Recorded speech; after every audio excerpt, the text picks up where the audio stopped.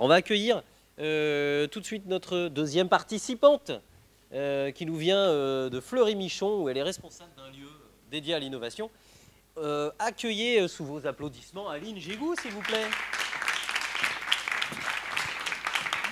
Alors, n'y voyez pas de sexisme de ma part. Tout ceci est enregistré et donc pour des questions techniques d'enregistrement du son également, nous allons poursuivre avec des micros. Voilà, ça ne te pose pas de problème, Aline. Eh bien, tiens, prends celui-là. Voilà. Bonjour à tous. Eh bien, même question à toi. Qui es-tu? D'où viens-tu? As-tu des enfants? Puisque Antoine a déjà commencé à parler des siens, donc voilà, chacun va faire pareil. Moi, j'en ai un. Voilà, il a 2 ans. Et puis, quel est ce lieu? Voilà, à toi la parole. Donc Aline, 35 ans, je suis mariée, 2 enfants qui ont plein d'imagination, comme on a pu l'entendre ce matin dans Donne-moi la main, qui te tiennent par la jupe pour traverser le passage piéton. Ouais. J'ai fait 10 ans de marketing, je suis passée sur différentes sociétés, notamment Doux en Bretagne, d'Aussi, et je suis arrivée chez Fleury-Michon il y a 7 ans. Du marketing, j'ai envie de dire classique, sur la charcuterie, sur le traiteur de la mer. Et puis il y a 9 mois, on m'a confié une mission dans le cadre de la transformation de Fleury-Michon sur l'innovation pour créer un lab. Alors un lab, c'est un mot un peu à la mode. Du coup, j'ai tout simplement, je me suis renseignée, je me suis auto-formée. Qu'est-ce qu'un lab? Pourquoi faire? La feuille était blanche. Le seul cadre que j'avais, c'était l'ambition étant de répondre au manger mieux de demain. Alors pas demain, demain dans 4 ans, dans 5 ans. Donc après, on aura peut-être terminé toutes nos évolutions sur le bio, sur le végétal, sur le snacking. Fleury-Michon fait quoi? Donc voilà, moi j'anime une petite équipe de 3. On est à 100% dans ce lab Factory. On lui a donné et un nom et une identité. Je raconterai l'histoire des bureaux tout à l'heure et du lieu, mais c'est avant tout une équipe. Donc, et on a des membres, des amis, alors c'est des amis, mais aussi des acteurs moteurs de l'innovation, qui donnent 10 à 20% de leur temps, en dehors de sur leur temps de travail, mais en dehors de leur métier, pour venir à contribution sur des projets qu'on a, soit qui étaient déjà dans les cartons, soit des projets qu'on a fait émerger grâce au lab, des projets d'innovation que nos collaborateurs ont bien voulu nous donner via différents systèmes d'idéation. Et donc notre rôle, c'est faire émerger des solutions au service du manger mieux pour un horizon de 3-4 ans et faciliter les nouvelles pratiques, être un facilitateur en interne de nouvelles pratiques collaboratives. D'accord, voilà. Tout ça dans ce lieu. Je te remercie. Tu peux aller t'asseoir et puis on va accueillir notre troisième intervenant. Il s'occupe de gestion des ressources humaines chez Gémeaux du groupe ERAM. C'est monsieur Alain Paré. On peut l'applaudir également. Merci Alain d'être avec nous. Merci Damien, bonjour à vous. Même question, qui es-tu? D'où parles-tu? Et puis après on rentrera dans le détail de ce fameux lieu, le Bocal. Alors la même intro, 51 ans, marié, 2 enfants. On a des similitudes. Moi, je travaille dans le groupe ERAM et au sein de Gémeaux depuis 25 ans. Je suis en charge des ressources humaines et de la RSE. Voilà, Gémeaux, c'est une entreprise qui distribue des chaussures et des vêtements en périphérie de ville. On a 420 magasins. On a un siège social dans un petit village, alors pas au fond de la Vendée, mais au fond des Mauges, donc des Maine-et-Loire, qui s'appelle Saint-Pierre-Mont-Limard. Petit village, il y a 3500 habitants. Il y a 1200 personnes qui, au quotidien, travaillent pour le groupe ERAM. Donc, je vous imagine quand le soir, il faut partir des bureaux où ça bouchonne. Il y a un feu rouge, quasiment. Voilà. Plus sérieusement, 420 magasins, un site internet, 3 sites logistiques. Et aujourd'hui, je témoigne, on va dire, parce qu'effectivement, depuis 3 ans, on a mis en place alors, ce qu'on a appelé, nous, le Bocal. Puisque je dis nous, ce sont les équipes qui l'ont appelé comme ça. On a créé cet endroit au siège social, dans un environnement qui fait un peu plus de 300 mètres carrés. Et on a laissé la main, même sur la création de ce lieu, aux équipes. Donc ce sont elles qui ont choisi le lieu. C'est l'anagramme Collab Bocal, bien vu. On leur a demandé aussi de nous dire qu'est-ce que vous voudriez faire. Donc ils ont, avec des pitchs et des présentations de projets, décidé que le lieu soit comme une maison. Donc le Bocal chez nous, il y a une cuisine, il y a un jardin, il y a une partie gradin, il y a un salon, on vient prendre un café, etc., etc. Et je pense que c'est aussi pour ça que ça marche, parce que c'est leur lieu. Et ça marche aussi, pour résumer, on va en parler longuement, parce qu'au départ, on avait dit que ce serait un lieu d'innovation, notamment de création, puisque c'est un des éléments clés. Mais effectivement, c'est un lieu d'innovation globale, managériale, de rencontres, etc. Et c'est ça qui est cool. C'est ça qui est très cool. Eh ben, on va en parler. Merci Alain pour cette présentation. Je vais venir au comptoir avec vous. Et puis, on va attaquer tout de suite les premières questions. On va rentrer dans le vif du sujet. Alors, par quoi on commence? Eh bien, si on commençait par Antoine. Tiens, Antoine. Alors, Antoine, nos amis de la technique vont mettre du son dans les micros quand ils vont voir que tu en as un dans la main. Contexte de la ruche. Pour le préciser, c'est un contexte assez particulier, puisqu'il y a, tu l'as dit, il y a un appel à projet. Il y a je ne sais pas combien de millions d'euros qui sont fléchés sur différents territoires. Tout ça est financé par l'ARS, si je résume assez vite. Et donc, première question, comment est-ce qu'on fait quand on a un gros truc comme ça qui nous tombe dessus? Alors, ça vous tombe pas, vous avez bossé pour décrocher cet appel à projet, mais on se retrouve avec tout ça, il faut faire sortir de terre un lieu. C'est quoi la première question que tu te poses ou que vous posez pour créer ce lieu? Alors déjà, il fallait trouver l'espace parce qu'on est passé de 4 pour absorber ce projet colossal et on a multiplié par 4-5 les effectifs. Donc c'était aussi dans le cadre d'un projet de déménagement. Il fallait trouver l'espace suffisant pour accueillir toute l'équipe et en plus pendant la phase de projet. Donc il y a eu cette première étape. C'était déjà une conviction qu'on avait. C'est un travail collectif, une conviction qu'on s'était forgé au travers de rencontres, d'échanges, de visites. On en parlait tout à l'heure avec Aline. Ça foisonne partout. Donc c'est aussi se nourrir de l'expérience des autres. Tu as des exemples concrets? Il y a des choses qui t'ont percuté quand tu faisais ce petit tour d'horizon? Parce que je pense qu'il y a aussi des gens qui s'inspirent de pas mal de lieux qui existent déjà. Je pense qu'il ne faut pas hésiter à aller voir ce qui se passe autre part. Moi, j'en ai visité plein, mais ceux qui m'ont marqué, alors je suis allé au CHU, je travaille dans la santé, donc je suis allé au CHU de Strasbourg, qui avait intégré une petite équipe, enfin c'était une seule personne sur le design de service, qui avait aussi tout un tas d'outils techniques. Je suis allé visiter le lab Pôle emploi. On en discutait tout à l'heure avec Aline, c'est plutôt l'innovation frugale. Enfin, c'est un espace, ils ont enlevé les portes, ils ont collé du gaffeur au sol. Donc il n'y a pas besoin de millions d'euros pour construire un lieu. Donc voilà, c'est plutôt s'inspirer, écouter, découvrir. Il y a des millions de ressources aussi sur le net. Donc, je pense que c'est comme ça aussi qu'on peut s'inspirer et voilà, se nourrir des expériences des autres. Ok, donc ce lieu est choisi. Et puis après, j'imagine, il y a ce projet de déménagement, vous construisez le truc. Déjà dans la réflexion de départ, vous vous dites, tiens, il faut qu'on aménage, qu'on pense le lieu différemment. Et là, vous êtes accompagné, je crois. Oui, on s'est fait accompagner. Alors, c'est la conviction de plusieurs personnes. On a pensé l'architecture, on s'est nourri, enfin, sans faire de publicité. C'est l'ASE, c'est une filiale de Capgemini. Voilà, il y a des trucs bien partout, des trucs, enfin, peu importe. Donc, on s'est nourri aussi de faire de la promo, mais quand ils font des trucs bien, on a le droit de le dire.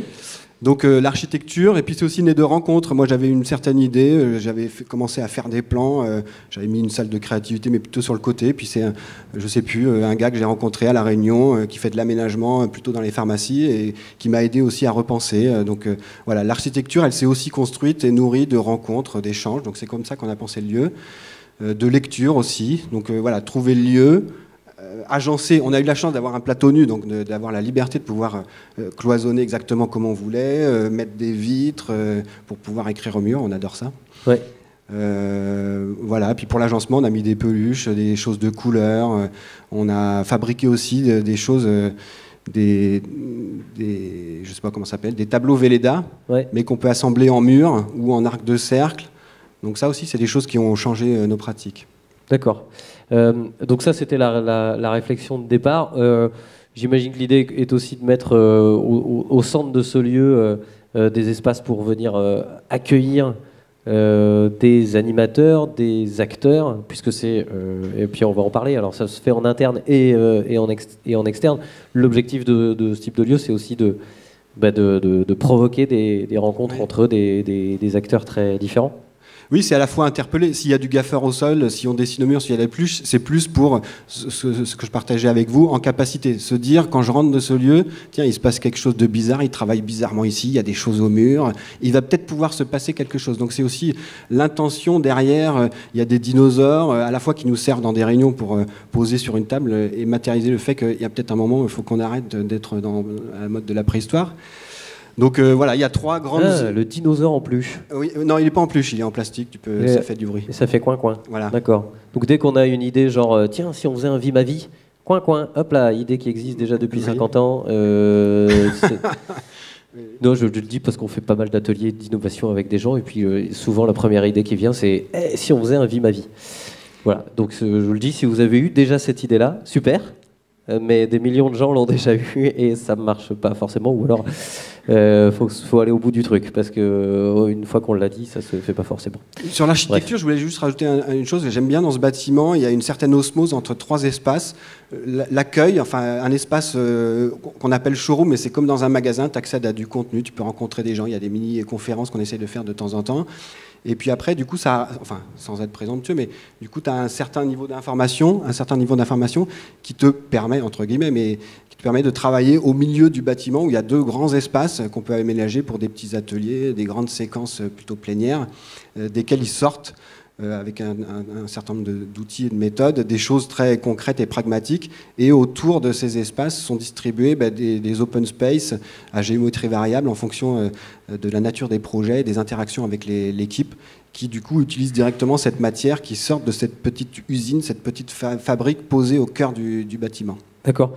Qui est responsable de l'animation de ces lieux-là, de ce lieu-là? Une bonne partie, c'est moi, donc il y a des visites régulières. En tant que manager, c'est aussi impulser, révéler les talents, pousser les hommes à écrire sur les murs, enfin les hommes et les femmes. D'ailleurs, j'ai surtout beaucoup de femmes. Ouais. Bon, la parité, voilà. C'est bien. Donc j'en suis un des acteurs. Voilà, c'est quelque chose qui me tient à cœur, sur lequel je suis convaincu. Donc oui, c'est moi qui en suis le principal animateur, mais c'est aussi le rôle de chacun. D'être vigilant, finalement, l'espace il doit être rangé régulièrement. Il faut remplir les feutres régulièrement, il faut nettoyer les tableaux, il faut remettre les chaises correctement. Donc c'est aussi la responsabilité de chacun. Ouais. Parfois il faut rappeler un peu à l'ordre, mais voilà. Alors ça c'est un sujet évidemment intéressant et à mon avis capital. On va en reparler de l'animation des lieux. C'est bien d'avoir un lieu, c'est bien de bien le penser. Ça ne sert à rien si personne ne le fait vivre, j'imagine. Et donc d'instaurer des règles. Vous, c'est comme ça que vous avez fait? Il y a des règles de vie, il y a des choses à... Non, on n'a pas écrit les règles au mur. Ouais. Non, on n'a rien écrit. Peut-être que ça viendra un jour, on réfléchit, on est toujours en train de se questionner, tiens, comment on pourrait améliorer ça, mais c'est plutôt aussi un travail collectif. On se disait, tiens, pourquoi il y a un rushman? Le beekeeper, c'est moi. Bee pour abeille, hein, pour ceux qui ne sont pas anglophones. Moi, je suis pas beekeeper. Beekeeper. D'accord. Le gardien de la ruche. Le gardien de la ruche. Ok. C'est indispensable comme ça de trouver des noms qui claquent un peu, ou alors on s'en fout? Moi, ça me faisait marrer, c'est tout. Je trouvais ça rigolo. Ok. Parce que dès qu'on met un peu d'anglophone dans les noms, on a beaucoup l'habitude, ou je ne sais pas si c'est une mauvaise habitude ou une bonne d'ailleurs, peu importe, mais je trouve que ça fait partie de cette petite mode du happiness chief officer mais ça reste entre nous, ça, le beekeeper. Enfin, ça reste interne. C'est pas quelque chose qu'on. Petite joke. Voilà. Ok. D'ailleurs, je dis moi-même joke alors que j'aurais pu dire blague. Voilà. Vous voyez, moi aussi, je suis contaminé par ce truc. Ok, donc tu es aussi l'animateur et le garant de la vie de ce lieu. Ok. Eh bien, merci. On reviendra discuter avec toi, évidemment. Même chose si tu veux contribuer ou que quelque chose t'alerte dans ce que nous racontent les autres, n'hésite pas. Vous avez déjà à ce stade des questions à poser tout de suite à Antoine, même personnel, hein, vous pouvez y aller, il est là. Non, pour l'instant, ouais, si, une, deux, là, oui. Qu'est-ce que le gaffeur au sol? Alors oui, tiens, précisons ça. Voyez la petite bande blanche qui est là? Non, peut-être vous la voyez pas de là où vous êtes. C'est du scotch, c'est du gros scotch. De couleur. Ouais, de couleur. On aurait pu dire scotch, mais c'est vrai que voilà, il y en a un monsieur à la régie qui. Ça coûte rien et ça fait des super décos. Ouais, c'est voilà, quand on a un espace nu, on peut mettre une grosse bande de scotch rouge au sol et on peut dessiner comme ça des espaces. Et c'est vrai que naturellement, l'esprit va se dire ah tiens, il y a un espace particulier ici. Ah, je vais dedans. Qu'est-ce qui m'arrive? Waouh! Un peu comme la scène. C'est aussi pour ça que parfois on l'utilise. Oui, il y avait une question là et puis une question là-bas.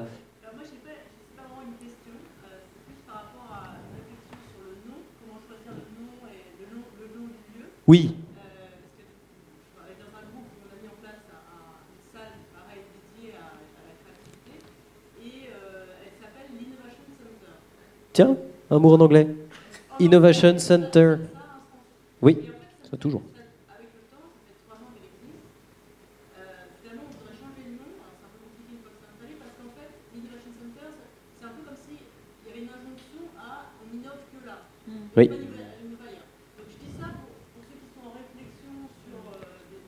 Gaffe au nom. Ouais. Et oui.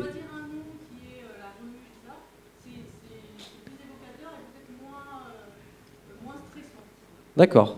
Oui, ça a son importance. Et effectivement, là, on a un bocal, on a une ruche, et puis on a un lab. Lab Factory.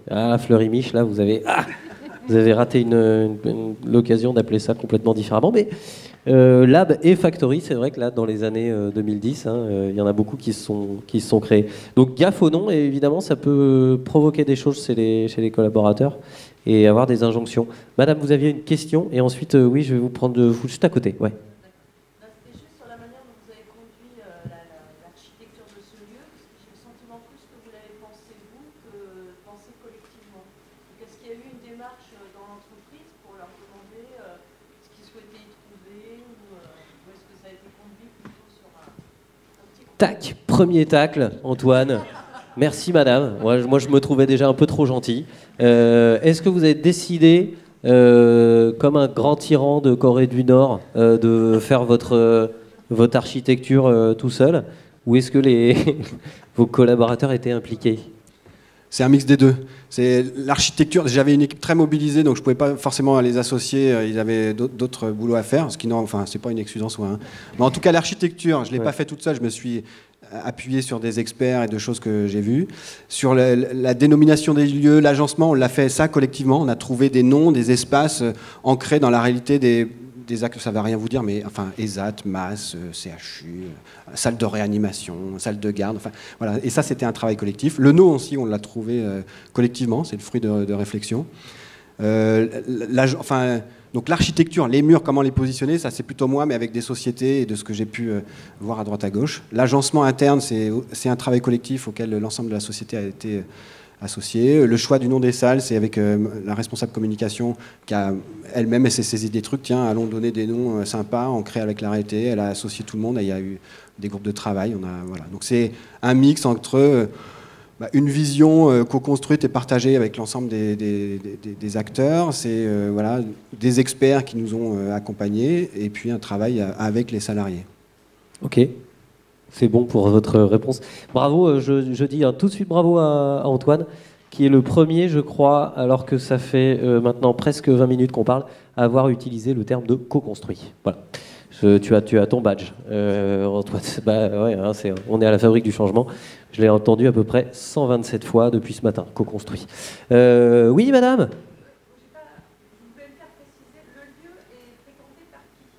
Alors oui, qui trouve-t-on dans la ruche ? Que des professionnels de santé, l'équipe de Thésis, des start-upers, des bestioles qu'on trouve qu'à La Réunion, je ne sais pas. C'est tout ça. C'est à la fois les bureaux, donc il y a les salariés de ce groupement, l'équipe de ce groupement, mais c'est aussi tous les acteurs de la filière du numérique en santé. Donc il y a des start-up qui viennent aussi se nourrir, travailler aussi à nos côtés, des institutionnels, l'assurance maladie, la Sécu, nos financeurs qui sont au quotidien. Il est là, mais donc je fais attention. Ah ouais. L'ARS, dit la tutelle. Enfin bon, ils ont un espace aussi, donc ils sont au quotidien avec nous. Ça donne beaucoup de sens à tout ce qu'on fait. Donc c'est aussi on travaille en équipe intégrée avec à la fois le financeur, le grand stratégaire de la e-santé, mais aussi ceux qui poussent les wagonnets, nous. Mais aussi nos adhérents, donc les professionnels de santé, tant des médecins, des infirmiers, donc ceux qui connaissent, il y a la ville, l'hôpital, le public, le privé, le médico-social, donc c'est un écosystème extrêmement complexe. Donc, il y a tout ce petit monde-là qui fréquente la ruche, à la fois sur des séminaires plutôt plénières ou des ateliers très spécifiques sur un point hyper pointu.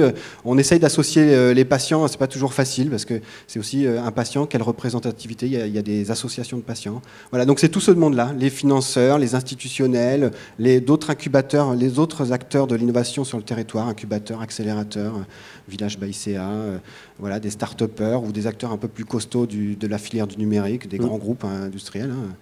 C'est finalement tout le monde, c'est ouvert. Et on a quand même des EDF, Veolia, où j'étais encore hier soir avec Veolia, qui sont aussi en pleine transformation. Donc ces visites de lieux, il y a d'autres choses qui se passent et d'autres acteurs qui n'ont rien à voir avec la filière du numérique en santé, mais qui viennent visiter l'espace, faire des réunions dans cet espace. Ça nous fait un petit peu de recettes. Pas grand-chose. Oui, c'est aussi une façon de mettre de beurre dans les épinards. C'est aussi un moyen j'appelle ça la contamination positive. C'est comment faire parler de ce lieu dans d'autres sphères que les acteurs qu'on sert directement, nos clients finaux, les professionnels de santé, et du coup d'ancrer ce lieu dans le territoire en rayonnant dans d'autres sphères que celles de nos clients principaux. Ok, contamination positive. Voilà, c'est à ça qu'on reconnaît l'homme de la santé. Voilà, sinon tu t'aurais été dans le, tu bosserais chez, je sais pas moi, chez Jardiland, t'aurais dit fertilisation croisée. Mais voilà, tu bosses dans la santé, tu dis contamination positive, moi ça me va bien. Merci beaucoup. Vous avez eu vos réponses. On enchaîne et je vais tout de suite donner la parole à Aline parce que j'ai des questions aussi pour toi. Donc tu nous as parlé de Fleury-Michon, de sa stratégie à vouloir innover. Alors, première question, peut-on innover dans le jambon ? Alors j'ai envie de dire que c'est pas ma partie, parce que moi je réfléchis à autre chose justement que ce qu'on fait aujourd'hui. Donc le jambon, le plat à cuisiner, le surimi. D'accord, à côté, mais je suis à côté. Je suis après tout ça. Les autres produits, néanmoins, on peut vachement plus loin. Je suis toujours innover dans le jambon. On peut, avec toutes les sortes de jambon qu'on voit dans les rayons, on se dit waouh, les équipes marketing produits bossent bien. Ok, donc à côté de ces produits-là, vers quoi on peut aller ? Toujours avec ce cap, bien manger, mieux manger, exactement. Bio, sain, etc. C'est le manger mieux au cœur. Le manger mieux, ça veut dire plus de plaisir, ça veut dire comment on rend sain l'alimentation et comment on donne accès à l'information du côté sain ou naturel au consommateur. Ça veut dire plus de services, et c'est là que le lab aussi c'est un des axes de travail prioritaires. C'est aujourd'hui, on n'achète plus seulement un produit, on achète un produit, un service, une expérience. Donc, et enfin, plus de sens, parce que l'éthique, les filières sont aussi très importantes dans le choix aujourd'hui des consommateurs. Ouais. Donc tout est centré, en tout cas toutes les innovations qu'on peut imaginer, sur lesquelles on va travailler, qui sortiront pas, parce que le secret aussi, c'est d'accepter l'échec. On va explorer plein de pistes, et peut-être que sur 10, il y en aura une qui sortira. Peut-être. Donc toi, ta mission, c'est de faire vivre ce lieu, et en dehors de ce lieu, puisque tu n'as pas attendu ce lieu pour... et puis Fleury-Michon n'a pas attendu ce lieu pour créer de l'innovation. Tu as une équipe qui est dédiée à ça, avec autour de cette équipe des gens que tu vas chercher, donc tu le disais, des gens qui prennent 10-20% de leur temps pour contribuer sur ces innovations. Et alors, ce que disait Aline, c'est que oui, on peut créer un lieu avec 350 balles. C'est possible. Voilà, c'est ce qu'elle a fait.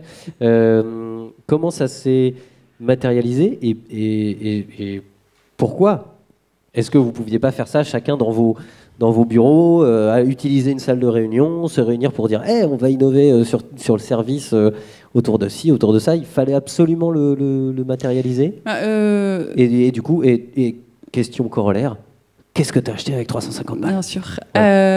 Déjà, il y avait une transformation de l'organisation, notamment sur les équipes marketing qui étaient très en silo, c'est-à-dire moi je m'occupe de la charcuterie, toi des plats cuisinés, et toi du surimi, alors que au final c'est quand même le même consommateur qu'on touche.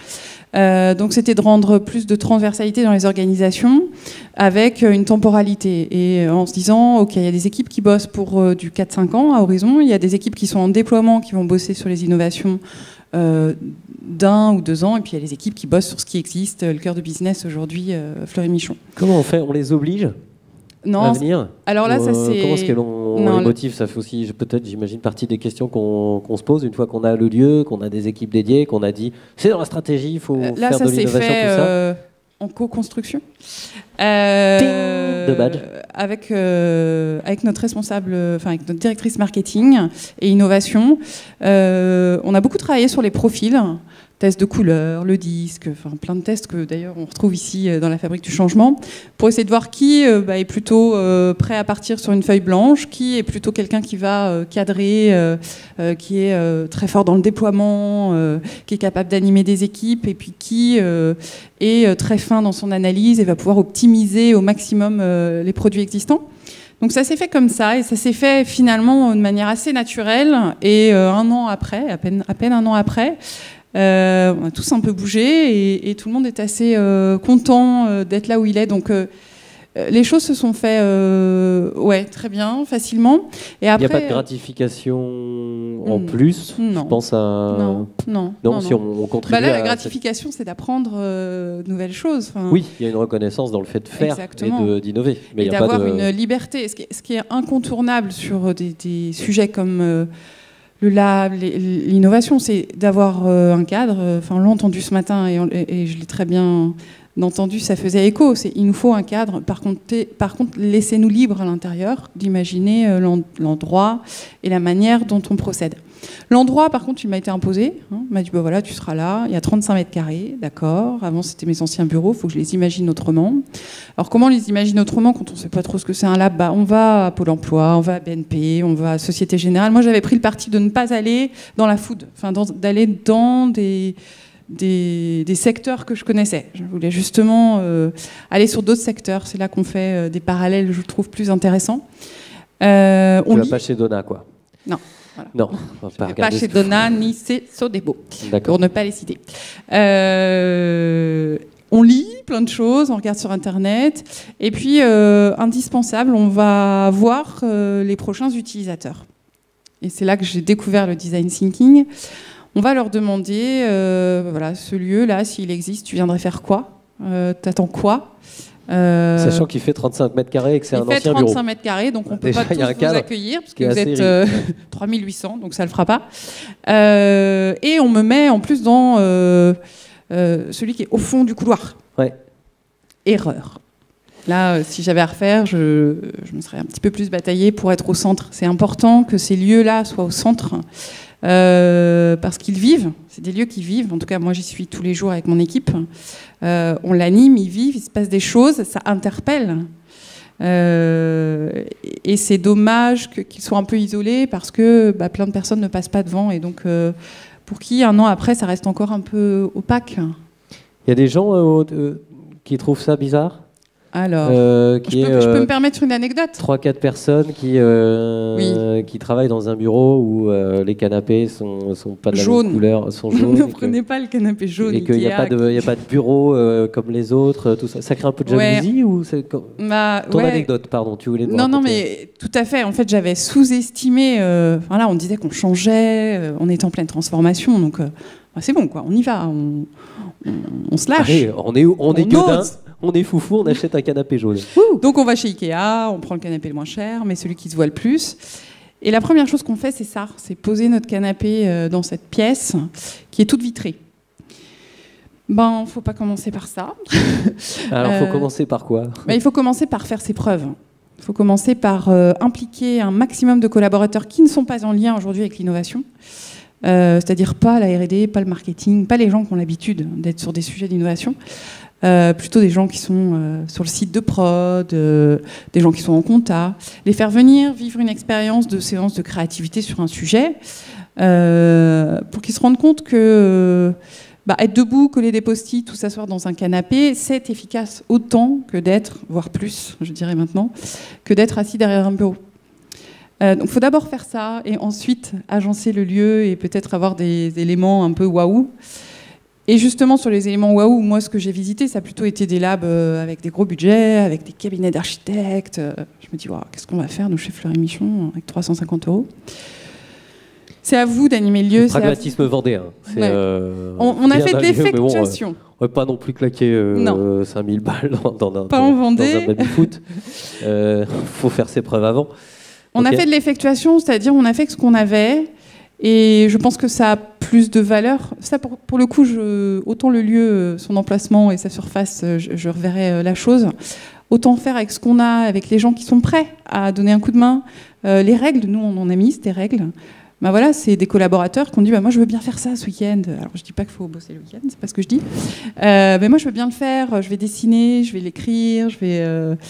Et ça a plus de valeur quand on le raconte, parce que maintenant on vient visiter, même si c'est 40 mètres carrés, on a une petite histoire.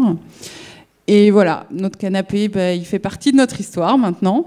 Mais c'est vrai que les premières fois qu'on s'assoit dessus, il y en a qui passent la tête et qui nous disent vous avez besoin d'un mojito.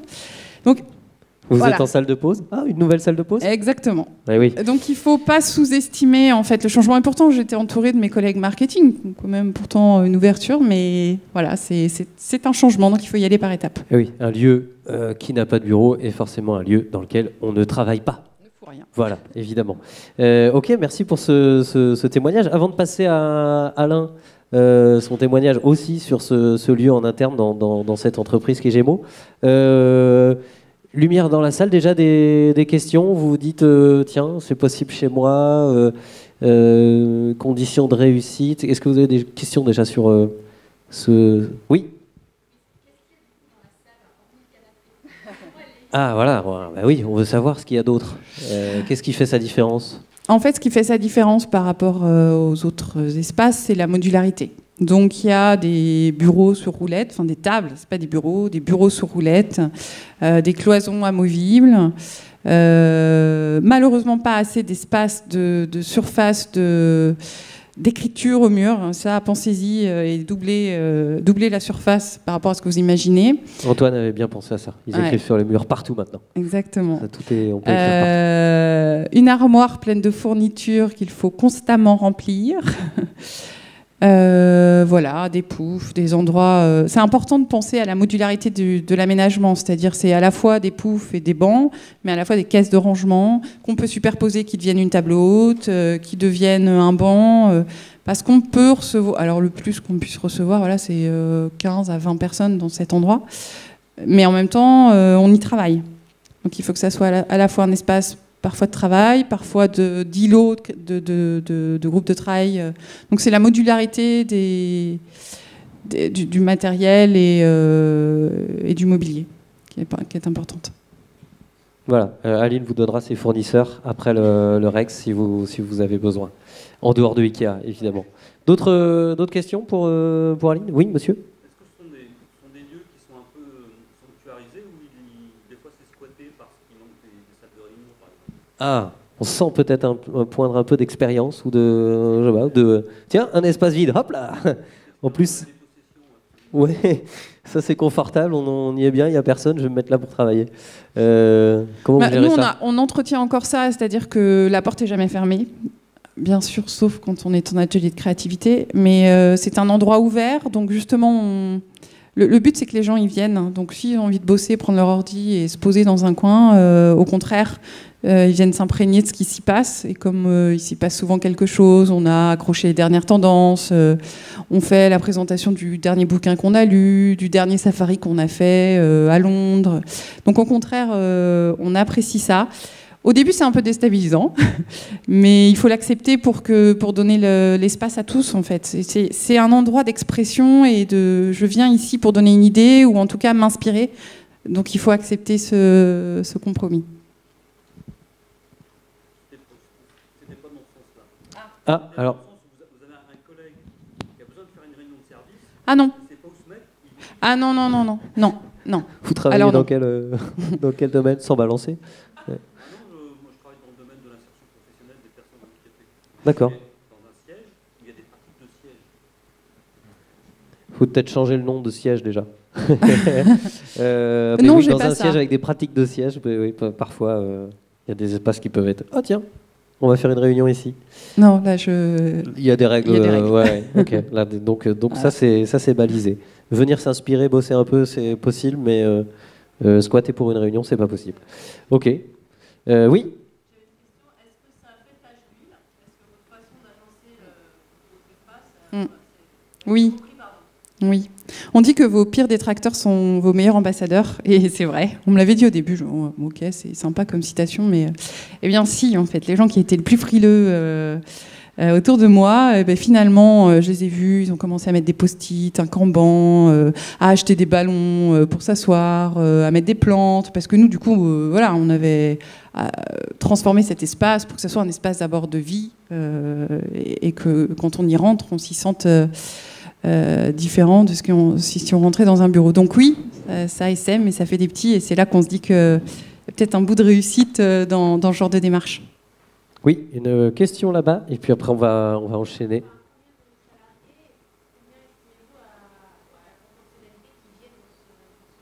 Alors justement, ça fait partie de l'enquête qu'on va mener là pour nos 1 an, c'est savoir combien on a touché de personnes. Après, on organise des mini-formations, on a organisé des sessions de pitch, viens vivre le design thinking, tous les safaris qu'on peut faire à l'étranger.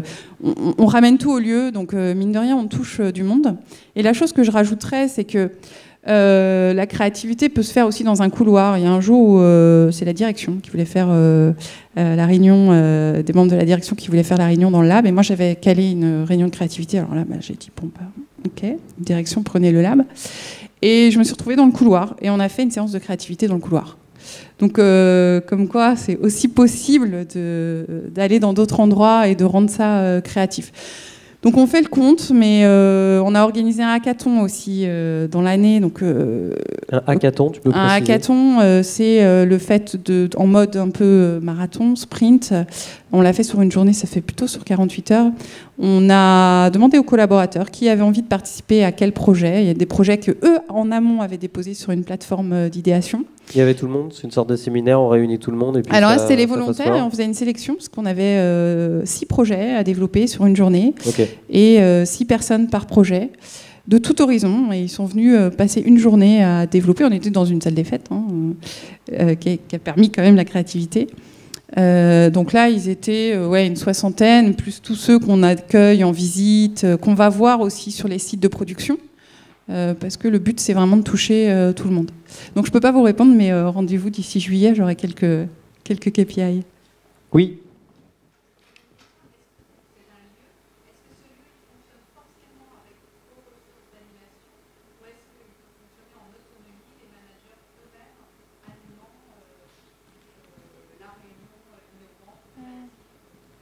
Voilà. Est-ce que c'est forcément eux qui animent, c'est ça, ou est-ce que le manager peut venir s'emparer du lieu, dire hop, allez ailleurs, moi je vais faire allez ailleurs ou rester d'ailleurs, et je vais faire ma séance de créativité ici. Ce sont les deux, en effet. On prenait la main au démarrage, et maintenant on va peut-être mettre un planning en place, voire demander une autre salle, parce que en effet les managers, pour leur réunion d'équipe, pour une problématique à résoudre, viennent s'emparer du lieu. Et nous, on sort du lieu et on les laisse.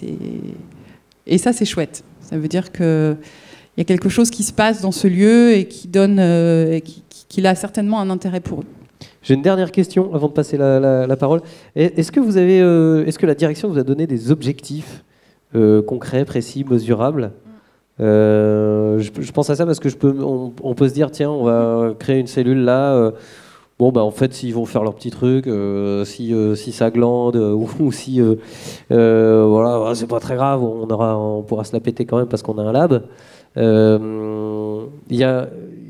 avez des comptes à rendre, pardon, sur l'utilisation de ce lieu? C'est indispensable. En tout cas, moi, je ne pourrais pas fonctionner sans ces objectifs. Les premiers objectifs que j'ai eus... Tu peux nous en donner un ou deux concrets? Bien sûr. Les 2 objectifs qu'on m'a donnés, c'est 4 idéations, donc 4 sessions d'idéation, et 4 concepts dans l'année qui sortent. Okay. Qui sortent. En tout cas, qui passent à l'équipe déploiement. Okay. L'équipe déploiement pourra étudier, et peut-être que ça sortira pas. Oui, faisabilité, etc., budget, etc. Mais d'accord. Je rajoute pour info, moi j'en ai rajouté parce que je me dis que c'est finalement pas que de l'innovation solution, c'est aussi de l'innovation managériale. Donc j'ai rajouté le nombre d'ateliers animés, le nombre de visites du lab, le nombre de personnes touchées. Enfin, voilà, on travaille justement en ce moment à ce processus un peu de KPI. Mesure de la performance. D'accord. Très bien, merci. Merci. Merci beaucoup. On pourra revenir sur tout ce qui s'est dit juste après. Alain, à toi la parole. Tu peux nous redonner très, très rapidement comment fonctionne le... Donc on a compris, hein, le bocal est né d'un travail des collaborateurs. Ça a été co-construit, bam, je l'ai placé aussi. Il y avait déjà un lieu que vous avez occupé, c'est un truc que vous avez créé, vous avez modifié Non, on l'a créé en demandant aussi aux équipes où est-ce qu'elles voulaient que ce soit.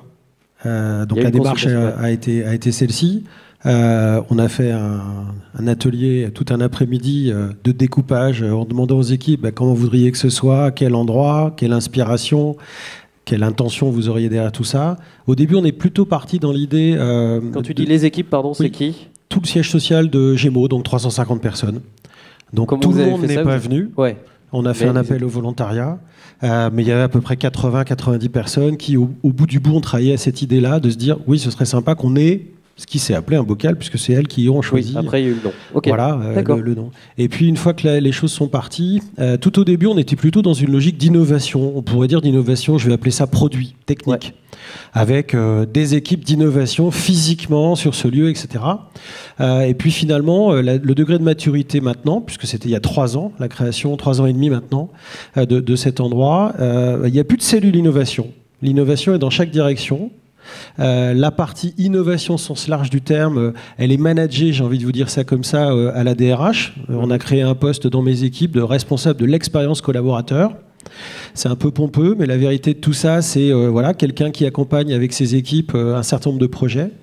Et puis surtout, et c'est ça qui nous fait plaisir, c'est que c'est un ensemble, c'est 2 salles, entre guillemets, mais quand je dis c'est des salles, c'est même pas le mot, parce qu'il n'y a pas de cloison, il y a une séparation, tout est ouvert. On rentre, on sort, on fait ce qu'on veut, on vient chercher ce qu'on veut. On vient idéalement, forcément, à la fois avoir des idées, etc., mais se réunir, faire des points. Donc on peut aller sur notre réseau interne, on va réserver la salle. Mon équipe, ça s'intéresse toujours à se dire est-ce qu'il y a du café, des bouteilles d'eau, etc., etc. C'est du basique. Et pour le reste, les équipes se débrouillent. Donc on accepte aussi que ce soit un peu ce que je vais appeler moi le bazar, mais c'est pas le bazar, c'est juste de la vie comme chez soi. Et puis chacun organise les choses à sa manière. Par contre, faut faire vivre le lieu. Si on le fait pas vivre, ça peut pas marcher. Donc c'est pas, pour nous c'est un symbole, mais c'est pas juste un gadget. C'est pas se dire on est content, on a un bocal, donc on va parler de ça. C'est pas du tout ça. Ça dépasse très très largement tout ça dès lors que ça vit. Donc effectivement, faut trouver des prétextes. Faut faire des pots, faut avoir des fois des invités, faut accueillir des entreprises partenaires ou des entreprises qui, comme nous, travaillent sur différents sujets. Et puis, il faut trouver, entre guillemets, des moments comme dans une maison. C'est vrai que nous, c'est facile parce que c'est une maison dans l'aménagement, pour dire, tiens, on a un truc à fêter avec vous, on le fait, on a un truc à partir avec vous, on le fait, etc. etc. Et après, les équipes se débrouillent. Vous assumez carrément le fait que ce ne soit pas un lieu... comme on l'entendait tout à l'heure, innovation machin, qui soit un peu une injonction de créer. Vous favorisez l'utilisation de lieux, mais par plein d'utilisations. Oui, en fait, j'ai envie de dire, c'est juste un lieu de vie, quoi. Et quelque part, maintenant... C'est ce que voulaient les collaborateurs. C'est ce que voulaient les collaborateurs. Et on pourrait dire le degré de frustration maintenant, c'est qu'on aimerait bien que nos autres salles de réunion soient comme ça. Ouais. Je vous donne juste un exemple. Juste l'étage du dessus dans notre bâtiment, où il y a une centaine de personnes, on avait l'idée d'aménager 3 salles de réunion, et on s'est dit on ne va pas aménager 3 salles de réunion, on va faire pareil. C'est-à-dire qu'on a envoyé un questionnaire aux équipes, on leur a dit qui veut s'occuper de l'aménagement de ces salles, le budget il est de temps. Elles nous ont fait franchement des salles de réunion qui sont mais juste canon, comme si on était chez soi. Ça nous a coûté 4 fois moins cher que si on avait mis un budget nous-mêmes pour le faire. Ça aurait été certainement moins joli, moins vivant. Et puis c'est vachement plus sympa de dire aux équipes, venez dans vos salles, c'est vous qui les avez faites. Ça semble une évidence, mais c'est marrant. Et quand on ne le fait pas, on ne se rend pas compte en fait. Ouais. Et dans la centaine de personnes là qui ont contribué, C'était quoi le profil des gens? Alors nous, on la a population de bureau, support. Oui, mais bon, comme au siège social de Gémeaux, c'est quand même beaucoup de la création, puisqu'on a des stylistes, des graphistes, etc., etc. Donc forcément, on est un peu avantagé sur ce sujet-là. Quand on leur demande de créer, faut plutôt les retenir que l'inverse. Ouais. Voilà. Donc forcément que dans l'aménagement, dans les idées, même dans la partie architecture, etc., en interne, on a déjà tous ces métiers-là. De ce côté-là, on était un peu avantagé. Et quand on demande à Jean-Michel, qui est DAF depuis 30 ans, de faire la déco du lieu, bon bah... notre DAF, il a des idées quand même aussi. Oui, donc bien sûr, évidemment, je fais volontairement des caricatures, ne vous offusquez pas, c'est pour les provoquer un peu. Un exemple concret de chose qui est née dans cette maison, qui n'aurait pas pu naître si ce lieu et l'animation qui va avec n'existaient pas. Est-ce que tu en as un ou deux? Ouais, moi j'en ai deux qui sont très différents l'un de l'autre. Il y a un exemple sur un produit, entre guillemets, les équipes se retrouvent, elles discutent, on est là, on est dans la créativité, et puis tout d'un coup quelqu'un dit mais si on faisait des bottes de pluie transparentes? Okay. Parce que comme ça, on pourrait vendre des chaussettes avec des petits personnages et on vendrait les bottes transparentes avec des petits personnages et on vendrait aux enfants les chaussettes et les bottes transparentes. Et ben, 6 mois après, on commercialise depuis l'année dernière les bottes transparentes avec les petits personnages sur les chaussettes. Et c'est une assistante administrative qui a sorti l'idée. Et ben, sincèrement, sans le lieu, c'est là où je dis c'est un symbole et un prétexte, ce ne serait pas sorti. Ça, c'est la première réponse, un peu innovation produit. Ouais. Et la deuxième, et pour nous, c'est la plus belle réussite, c'est tout simplement que les équipes se sont emparées du lieu. Et aujourd'hui, c'est plutôt... il faut plutôt des fois prendre 1 ou 2 semaines avant pour réserver l'endroit, parce que les gens ne veulent plus aller faire des réunions dans les salles de réunion dites classiques, quoi. Et oui. Et c'est bête, mais c'est vachement plus sympa. Et moi aussi. Ouais. Puis accessoirement, bon, voilà, on s'amuse, entre guillemets, bien mieux dans ces endroits-là. Et vous parlez à un improvisateur, donc le moteur du jeu en source de création. Ouais, c'est ma chapelle. Ok, d'accord. Juste pour donner une idée à ceux qui sont intéressés, une fourchette, si on ne veut pas rentrer dans le détail, s'il y a du secret autour de ça, puis tu me le dis. C'est quoi le budget? Quand tu dis il y a un budget, on avait un espace, on voulait refaire 3 salles de réunion, ils nous ont fait un truc vachement mieux pour 4 fois moins cher. Au final, ça coûte combien? C'est 10 000 euros, 50 000 euros, 100 000 euros, 2 millions d'euros? Ouais, j'ai pas de secret. Le bocal, c'est un peu moins de 200 mètres carrés et on a mis 10 000 euros, tout compris. Ok. Donc pour nous, c'est pas énorme. Et les salles de réunion, il y en a une qui vaut 900 euros. Ils ont tout acheté en solde en janvier et ils ont fait eux-mêmes la tapisserie et c'est canon. Ok, d'accord. Ben, voilà, c'est pour donner un ordre de grandeur autour de ça. Avant de vous laisser les questions pour Alain, les méthodes d'animation qui vont avec, parce qu'on en parlait avec Aline et avec Antoine, vous allez les chercher où? Qui les porte? Parce que c'est beau de dire tiens, machin. Ouais, alors c'est là où on intervient le plus. En fait, c'est là où on intervient le plus, et notamment mon équipe, où effectivement, on a organisé pas mal de formations sur des animations différentes. Effectivement, je crois qu'on est tous dans ça, le design thinking, etc., etc. Vous formez des gens à l'animation. Ouais, okay. Parce qu'on est passé, grâce à ces endroits-là, j'ai envie de dire, beaucoup plus en animation visuelle. Ouais. C'est pour moi ce qui a changé le plus. Les PowerPoint, les machins, le texte, enfin, etc., etc. Je ne vais pas dire que ça a disparu, mais enfin, je pense qu'on se soigne et on essaye de se soigner. Et on est passé beaucoup plus dans des logiques de visuel. Mais il faut accompagner les équipes parce que ça ne se fait pas du jour au lendemain. Il ne faut pas qu'on soit dans une représentation angélique. Nous, ça fait 3 ans et demi qu'on a ce bocal. Il y a forcément des choses qui fonctionnent plus ou moins bien. Mais c'est ça qui change le plus. Mais il faut accompagner quand même, sans mettre trop de règles. Alors, on n'a pas de règles. On n'a pas mis, vous avez tant de temps à faire, etc. etc. Voilà, ça s'est mis en place, mais ça s'est mis en place au fur et à mesure. Encore une fois, il faut attendre toujours un peu les choses. Il faut que ça se mette en place, en fait. Ouais, d'accord. Ok, merci. Des questions dans la salle pour monsieur Alain Paré de Gémeaux? Oui, monsieur.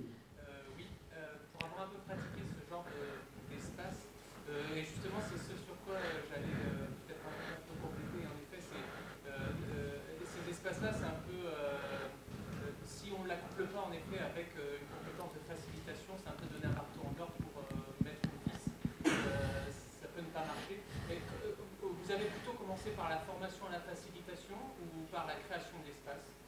On a commencé par la création d'espace. Et puis très, très facilement et très naturellement, on a mis les choses en place après, effectivement, avec techniques d'animation, des réunions, penser autrement, etc.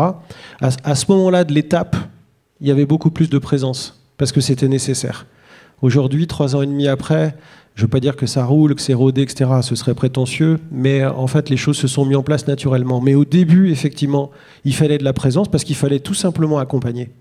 Et effectivement, c'est important. Sinon, je pense que ça peut ou ne pas marcher, en tout cas ça peut être difficile parce que les gens ne sont pas devenus d'un seul coup innovants dans l'esprit, etc. Ils ne se sont pas dit tiens c'est super, là je vais aller passer toute l'après-midi au bocal, je peux faire ce que je veux, etc. etc. Ça ne marche pas du tout comme ça. Il faut d'ailleurs plutôt au début les pousser à venir. Et après, maintenant, il faut peut-être les freiner à venir. Mais en tout cas, il faut d'abord les pousser à venir. Donc, il faut les inciter de manière positive à faire des moments sympas. Et puis après, j'ai envie de dire, ça se débloque d'une certaine manière. Des moments sympas avec des prétextes, mais des objectifs aussi venez dans ce lieu, voilà, on va parler de ça, on va parler de votre métier, on va parler d'innovation, on va parler de ci ou de ça, mais il y a un prétexte. Oui. Faut les attirer avec du métier ou faut les attirer qu'avec du fun? Non, faut les attirer, je pense, avec du métier. Ouais. Parce que encore une fois, sinon, on perd un peu tout le monde. C'est pas un gadget. Si au bout de 6 mois, il n'y a eu que des petites choses comme ça, rigolotes, sympas, marrant, c'est amusé, ça tient pas. Enfin, moi, j'y crois pas du tout. On est dans l'entreprise, on est là quand même pour travailler, mais on peut travailler, entre guillemets, différemment, prendre plaisir certainement plus dans ces endroits-là, ça c'est sûr. Puis accessoirement, et je pense que ça aussi, ça fait partie des choses qui sont sympas, ça décloisonne énormément. C'est-à-dire qu'un comptable peut discuter avec quelqu'un du marketing, et l'idée géniale, c'est le comptable qu'il a dans sa tête, mais il n'avait juste pas eu l'occasion de le dire, parce que devant son tableur Excel, dans son bureau, au sein du pôle contrôle de gestion, il ne sent peut-être pas l'envie, le moment, ou en tout cas la disponibilité pour le faire. Finalement, c'est aussi un peu ça, quoi. Oui, bien sûr. Il faut mélanger aussi les équipes, les profils, etc. Et ces lieux-là servent à ça. Ok. Une autre question pour notre ami Alain? Oui.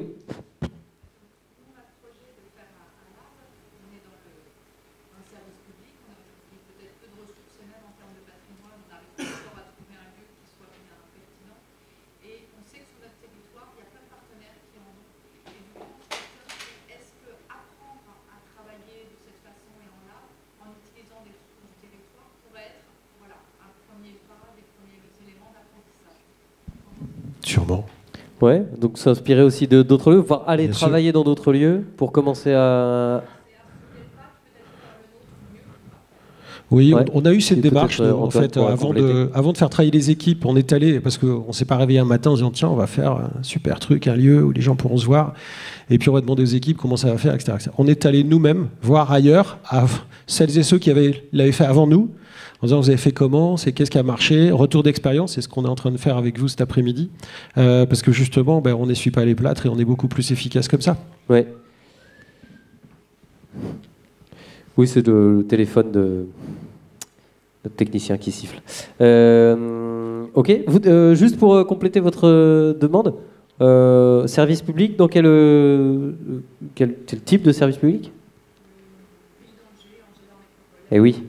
Ok, communauté urbaine d'Angers, d'accord. Et donc, oui, votre question c'est pas trop de patrimoine, donc est-ce que derrière votre question il y a créer un partenariat aussi durable? Parce que si vous n'avez pas de... Est-ce que ça peut tenir sur le long terme? C'est-à-dire qu'on a en gros un lab externalisé chez un partenaire.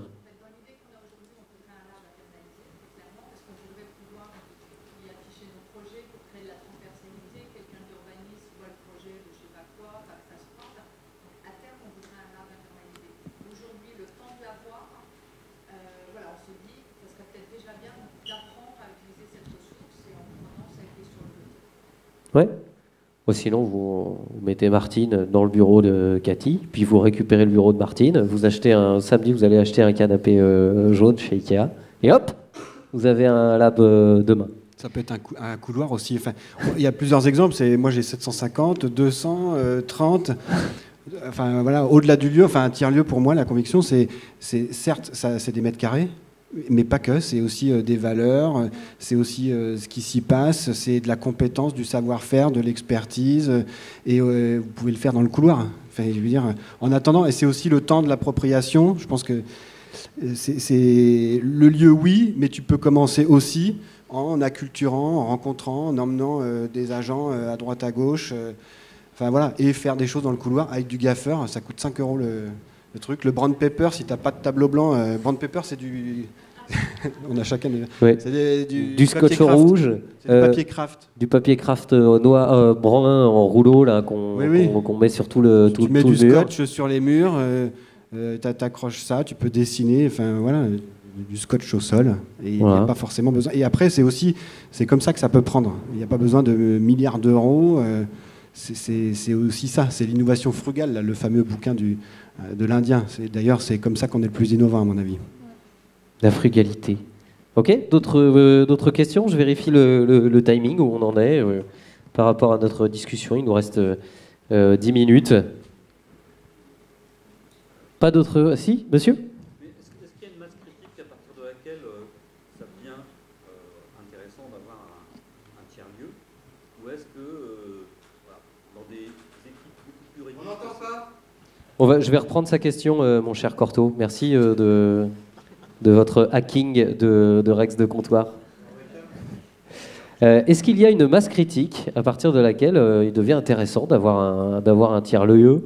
Est-ce que c'est pour une petite équipe, ça fonctionne? Est-ce que voilà, une réflexion là-dessus, l'un de vous trois? C'est sûr que si on est 10, il n'y a pas d'intérêt parce qu'on se voit. Je pense que plus que la masse, c'est comment on mêle les compétences et le côté pluridisciplinaire. Donc en effet, moins il y a de transversalité parce qu'on est nombreux, plus ça a d'intérêt d'avoir ce genre de lieu pour mixer les profils. Et je pense que c'est un des secrets de l'innovation d'ailleurs, au-delà du lieu, c'est la pluridisciplinarité. Il n'est pas facile ce mot. Ouais, pluridisciplinarité. Ouais. Donc pas forcément pas tout à fait au nombre. Pas forcément de taille critique, mais plutôt de mix de compétences. C'est ça. Ok.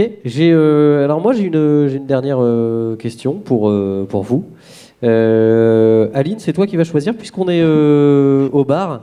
Tu as le choix entre un verre de 100p, un café noir, un truc bien serré, un café plutôt rond, doux, un peu longo, que tu peux également combiner avec un verre de jus de pomme, framboise et mangue, un verre de saumure, on tape direct dans le pinard, ou alors une bonne croc, sans doute un peu tiède, puisque je l'ai tirée depuis tout à l'heure, voilà, elle est là. Qu'est-ce qui te ferait plaisir? Attention, évidemment, c'est une surprise, donc derrière... Moi, j'aurais voulu une trousse-pinette vendéenne. Eh ben non, j'ai pas ça au comptoir. Évidemment, derrière chaque boisson se cache une question surprise. Je vais prendre le café rond. Tu prends le café rond, d'accord. Donc je vais te mettre ça en face de toi avant de te le servir. Messieurs, alors Antoine, il te reste la bière, le verre de saumure, le petit café noir ou le verre de 100p. Sans Pellegrino, évidemment. Le verre de 100p.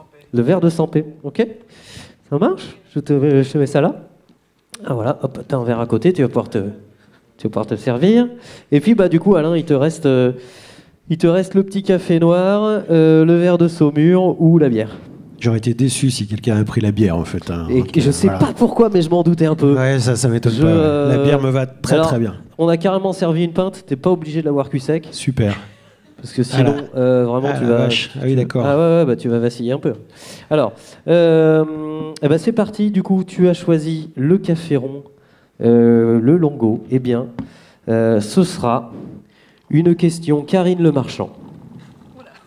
Voilà, on est bien. Tu imagines que qu'on est dans cette émission où on pose des vraies questions. Alors, Aline, c'est super. Vraiment, déjà, je te trouve rayonnante. Bravo. Félicitations.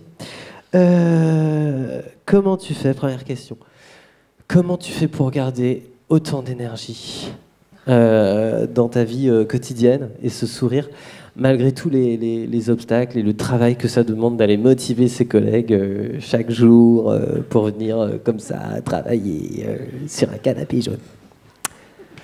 Réponse. Je trouve mon énergie dans les collaborateurs. Honnêtement, depuis que... ça touche. Ouais, c'est un peu bateau, je sais. Mais... Non. Mais moi aussi, mais l'énergie des gens, des fois, ça me... Voilà, pardon. Les collabs. Ouais. Non, mais depuis que j'ai quitté le marketing, je suis dans cette aventure. Mais j'apprends tous les jours, je découvre un autre monde. On révèle des talents à travers ce lab. Des talents. Bon, j'arrête de parler là. Non, pardon, excuse-moi, je te coupe, pardon. Non, mais voilà, c'est une aventure super riche, humainement. Ouais, ok. Super, merci Aline. Génial. Un verre de 100p pour monsieur. Ben voilà, serre-toi. Voilà. Alors la 100p, c'est de l'eau, mais qui pique. Ce sera donc une question Élise Lucet. Question Élise Lucet. Alors, voilà, question... Pardon, excusez-moi, oui, je suis là, Élise Lucet. Oui, non, je ne suis pas sortie. Alors, c'est très bien, c'est très beau, tout ça, cette innovation. Voilà, mais bon, c'est quand même de l'argent public. Alors, est-ce qu'on est au bord d'un nouveau scandale sanitaire ? Je vous laisse répondre à cette question. Est-ce que, à qui profite vraiment l'innovation sur le territoire de La Réunion ? Parce que voilà, les gens que je représente, hein, qui sont quand même des contribuables, aimeraient bien savoir. Voilà, répondez. Hein ? On a des mails, hein, on a des témoignages, on a des choses à vous montrer si jamais vous... Déjà, c'est le fruit d'un long travail. Enfin, on a une belle subvention. Langue de bois. C'est le fruit d'un long travail, tout ça, je veux bien, mais les gens veulent la vérité. À qui profite l'innovation ? Aux patients, aux citoyens du territoire réunionnais. Donnez-nous un exemple concret d'argent bien investi dans quelque chose qui a... Concrètement, vous êtes diabétique, donc c'est pas, voilà. Vous êtes pas diabétique, vous êtes atteint d'une pathologie dite chronique, c'est le mal du siècle. Oui. Je sais ce que c'est. Derrière, c'est pas, vous allez à l'hôpital, vous rentrez votre case, c'est votre maison, hein, votre case. Vous rentrez chez vous et puis c'est fini. Un patient chronique, il doit être suivi par des professionnels de santé qui doivent s'échanger de l'information entre eux. Il doit lui-même prendre sa dextro, se surveiller, faire attention à ce qu'il mange, à quelle heure il le mange et comment il le mange. Et donc, les outils numériques qu'on met en œuvre, au travers des fonds publics, merci à tous, hein, moi j'y contribue aussi, derrière, facilite l'échange, le partage, une bonne prise en charge, une bonne coordination des professionnels de santé entre eux au bénéfice de l'amélioration de santé du patient. Et donc, c'est aussi éviter ce qu'on appelle dans notre jargon les points de rupture, donc des hospitalisations à répétition, qui coûtent cher à nous, parce que le coût d'une hospitalisation, voilà, c'est vrai, c'est très cher. Si je suis mal pris en charge, je tombe dans le coma, je fais du coma diabétique, il faut que j'aille à l'hosto, ça coûte. Si j'ai les diabétiques, ils ont des plaies qui peuvent... je passe les détails, mais bref, amputation, cécité, donc il y a toutes les complications, je deviens handicapé, je coûte la société prend en charge. Donc c'est aussi à tous ces enjeux auxquels on fait face, c'est le vieillissement de la population, l'allongement de la durée de vie, d'accord, ok, très bien. Okay. D'accord, d'accord, bravo. Ok, vous êtes en train de dire que vous sauvez des vies, bravo. On rentrera à sauver des vies. Très bien, voilà, merci beaucoup. Ok, vous en sortez bien sur celle-là. Alain, tu as choisi la bière. Tu auras le droit à une question. Vincent Moscato. Voilà, on est à la maison, j'en bois un peu parce que j'ai soif. Ah oui, c'était pas pour moi, merde. Je pensais que j'allais la boire. Si, tu peux la boire, mais bon, là j'ai soif. Alors, elle est bonne. Elle est un peu tiède, mais elle est bonne. Dis-moi, c'est bien intéressant tout ça. Est-ce que finalement, l'innovation, le truc, là, les machines, les poufs, c'est pas juste une vitrine, un truc de bobo, un truc de pompe à vélo, pour faire plaisir et pour venir se la péter sur une Rex de comptoir et boire des bières gratuites, finalement. Dis-nous la vérité, mon petit Alain, parce que là, je sens qu'on est en train de frapper dans les filets. La vérité, déjà, c'est que j'ai pas droit à boire ma bière, donc tu vois que c'est pas un symbole. Attends, c'est pas parce que j'ai bu dedans que t'as pas le droit de la boire. Hein. J'ai rien, j'ai pas de maladie, vas-y. Partage. Et de deux, effectivement, si on n'était que dans l'athlétique, on pourrait dire que c'est bullshit. C'est-à-dire qu'effectivement, d'avoir une innovation bocal, ça sert à rien, c'est pas vrai. Et d'ailleurs, je vais t'inviter à boire une bière au bocal, tu verras, c'est hyper sympa. Alors ça me fait plaisir. Il sait me parler, le bonhomme. Et plus sérieusement, c'est vraiment un lieu de rencontre et un lieu d'échange, et c'est pas qu'un prétexte. Et très sincèrement, si ça marchait pas, on aurait arrêté. D'accord, ça c'est limpide, c'est solide, c'est robuste, c'est ancré. Merci beaucoup. Je te laisse la goûter au moins. Parce que j'ai pas craché dedans. J'ai été. Bah, attends, ça se fait quand même. Je lui paye le bière, il la voit pas. C'est sur mon budget en plus. C'est moi qui l'ai payé. Hein. C'est pas les fonds publics et compagnie. Alors, merci beaucoup. Merci à tous les trois. On peut les applaudir parce que ils ont été brillants. Voilà. Évidemment, allez à La Réunion pour aller visiter la ruche. Voilà. Allez à Saint-Pierre-Mont-Limard aussi pour aller visiter le bocal. Allez chez Fleury Michon, vous êtes à Pouzauges, mais oui évidemment, comment est-ce que j'aurais pu oublier? Vous êtes à Pouzauges, voilà, donc allez les voir, ils ont plein de conseils à vous donner. Ils ont fait différemment, ils en sont à différents stades, mais tout ça est possible et donc ça veut dire que c'est aussi possible chez vous. Ils sont là encore quelques minutes si vous avez d'autres questions, si vous voulez échanger avec eux, ils sont là. Quant à moi, je vous remercie et bonne continuation. Vive le changement. À bientôt. Merci. Merci à vous. Musique.